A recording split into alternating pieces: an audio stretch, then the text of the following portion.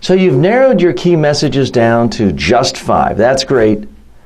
But we can't just tell people, here are my 5 messages, gotta go after 30 seconds. It doesn't work like that. You've got to do everything you can in the time you have with your speech or your presentation to make those messages not only understood, but remembered. Now, let me tell you a little secret here. Now, I say it's a secret. Every book on public speaking says this, and yet nobody ever does it. So somehow it's a basic concept that doesn't sink through. You need to have a story for every one of your message points. The biggest difference between great speakers and awful ones and average ones is that great speakers have a story to flesh out every single message point they have. It's not a luxury. It's not just to open the speech. It's not to close. It's not to be funny. It's to illustrate the point so the audience can remember it. Now, here's the other big fact of life. Every single client I have who's awful, who's boring, who just does a data dump, or who's just average, they never use stories. They just go in a straightforward way. Here's a fact, here's a bullet point, here's a number. It's straightforward, factual stuff. And it's awful. Nobody remembers it. And it's not interesting. Now, there's a lot of confusion about stories. People tell me all the time, well, TJ, I love stories, but I'm not a natural storyteller. Or I'm in finance and I'm just giving the numbers. Or I'm giving a purely technical speech. Well, let me disabuse you of those notions right now. There is no such thing as a financial speech or a technical speech or a PowerPoint speech. Those are all just silly concepts we have in our head when we're giving speeches. There's only 2 types of speeches in the entire world. Do you know what they are? That's right. It's either good or it's bad from the standpoint of the audience. When you are in the audience, you're not thinking, wow, I sure am glad this person's giving me a formal presentation.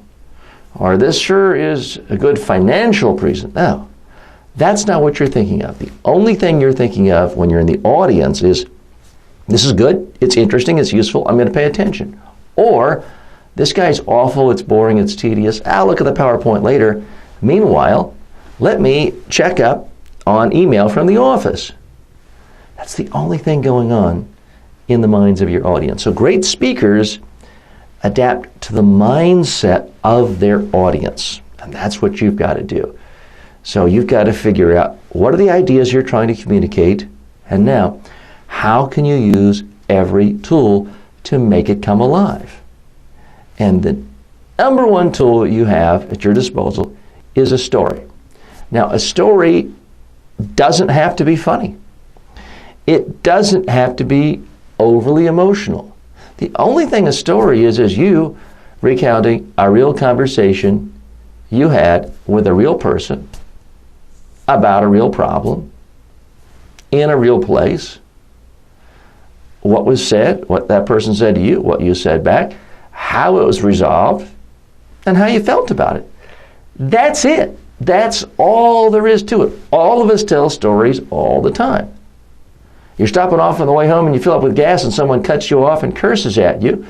You don't then go home and tell your spouse, at 5:22 I left the office, at 5:32 I pulled into a gas station, at 5:33 there was a minor altercation and unpleasantries were exchanged, at 5:44 I left. I mean, that's kind of how most people give speeches. Boring, straightforward, fact. You're going to say to your spouse, can't believe what happened to me today. I was pulling into the Exxon, and this guy comes in honking him, looking around. He's like, get out of my way, buddy. And he proceeded to take the gas pump and put it in as if he owned the pump. I mean, that's how human beings talk. Might not drive a car, but I think you get my point. All human beings tell stories all day long. Now, what's different about a speech is people tell themselves, oh, I'm now giving a formal presentation. Let me push away all the stories and just stick to the facts and be concise. Let me tell you right now, your goal when giving a speech is never, and I mean never, to be concise. Your goal is to communicate. You can be concise, stand up, sit down after 30 seconds. Nobody remembered anything you said. You accomplished absolutely nothing. But maybe you speak for 20 minutes, 30, maybe 3 hours. If you're giving people good value, if you're really helping them, if you're doing something to make their lives better, their jobs better, their bottom line better, they'll listen to you for a long time. Now, I'm not saying just go on and on for 3 hours, but your focus should be on making your ideas remembered and making sure you have useful ideas, not simply being concise. That is a false goal that many, many speakers have. Stories sometimes take a long time. Maybe you tell a story in 30 seconds. It's not overly complicated. But if you have a point that you want people to remember, you're better off giving a story to make it meaningful. One of the points I'm going to stress in our next lesson is you've really got to practice on video if you want to see for yourself where you are, what your strengths are, what your weaknesses are, and how to improve. Now, I've been using video ever since I started 30 years ago, and there was a time when it was difficult. You had to bring in some production crew, and cameras were this big. These days, everyone's surrounded by video cameras. You've got one in your cell phone likely, iPads, webcams are everywhere. It's really, really cheap. Now, I remember a time, more than a decade ago, I was doing my very first training over in Eastern Europe. And I was in a former dictator's palace, and it was quite elaborate. Now, I wasn't training a dictator. I was training a popularly elected prime minister of a small Eastern European country. But I was a little nervous. It was my first time in that part of the world. Prime Minister has all of his guards, his bodyguards with machine guns around. We're ready to practice the Prime Minister's speech. And he said to me, well, TJ, do you mind if this first time we practice in my native language? He was fluent in English. He said, do you mind if we practice in my native language? I said, sure, no problem, Mr. Prime Minister. So he stood up, gave his speech, and he proceeded to do this. He basically read his speech.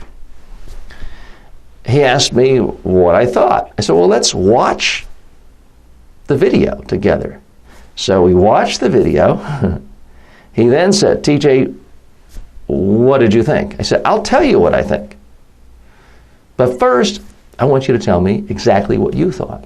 He said, no, I'll tell you, but I want to hear your opinion first. And I thought, wow, this guy was really boring. It was awful.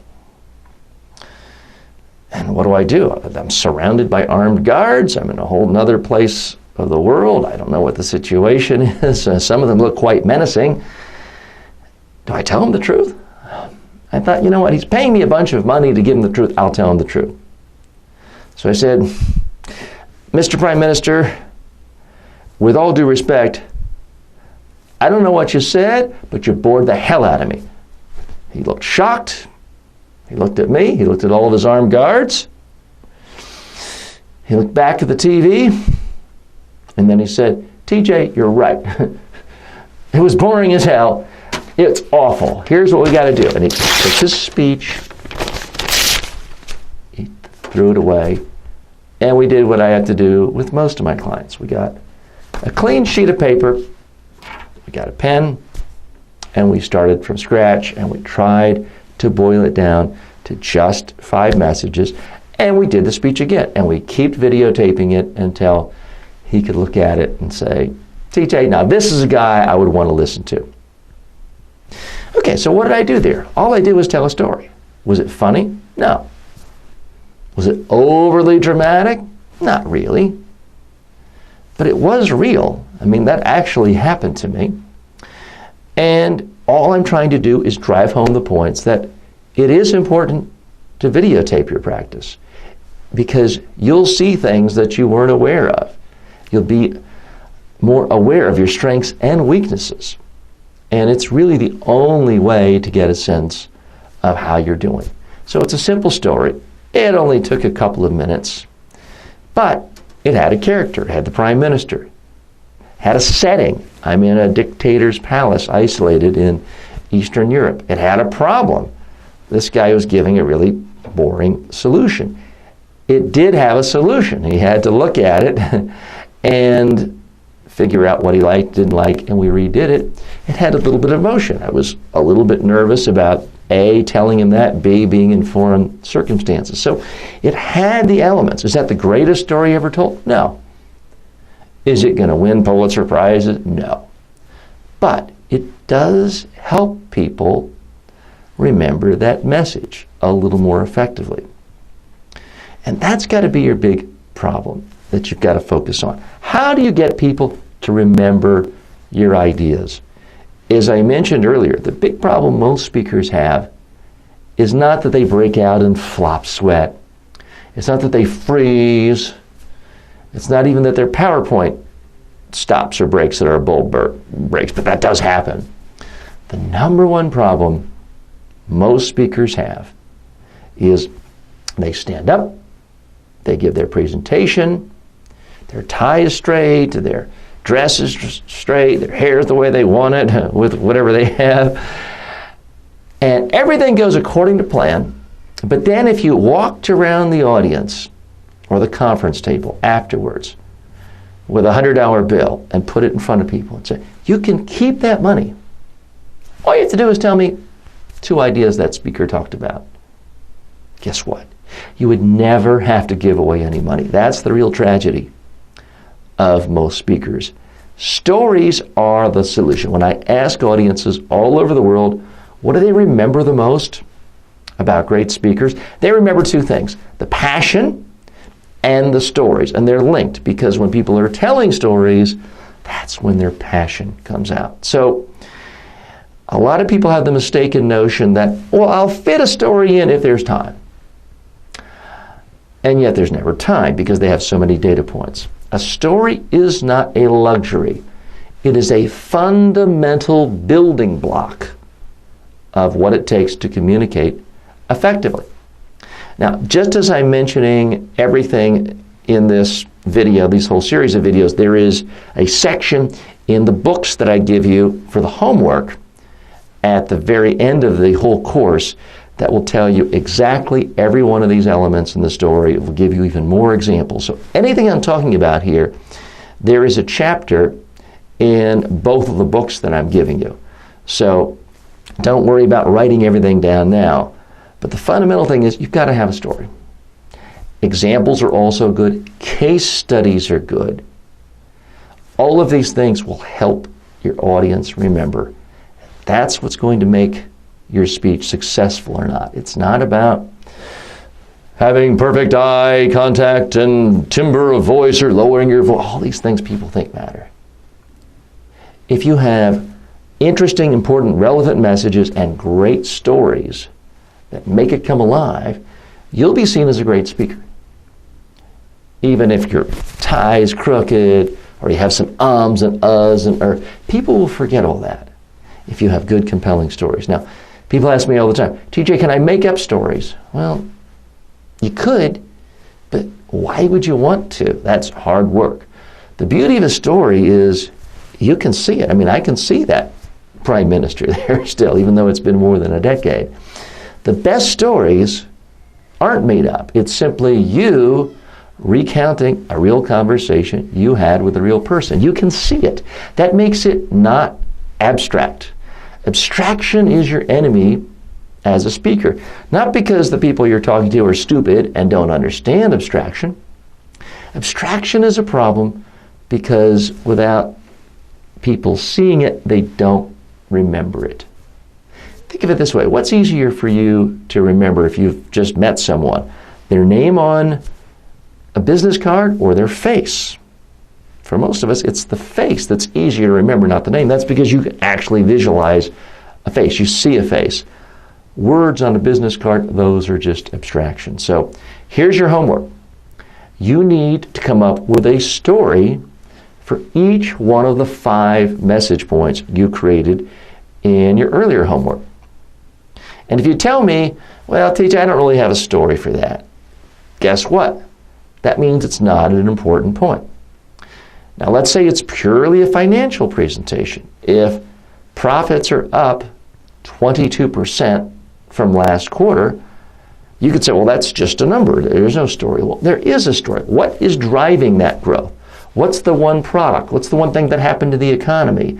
What's the one element of publicity that drove that? Tell me about a conversation you had with your number one client or your number one salesperson talking about this new growth engine. There is a story for anything. Unless you tell me that the only thing you do all day long is sit back and read the paper, and at 5 o'clock you get an email from your boss saying, good job, go home. All of us have stories to tell because we all have phone conversations, if nothing else, with a client, a customer, a colleague who's got a problem, and you've got to deal with it. Those are the stories that will make your presentation come alive. So that's your homework right now. You don't have to write it out word for word, but you need a few words to trigger this memory. And you need to think about how you're going to say it. So now you need to have an outline on a single sheet of paper or a single computer screen, your 5 big bullet points, your 5 main ideas, and then you need 2 or 3 words that will trigger in your own memory a story for each one of your points. That's your homework. Go ahead and do it right now.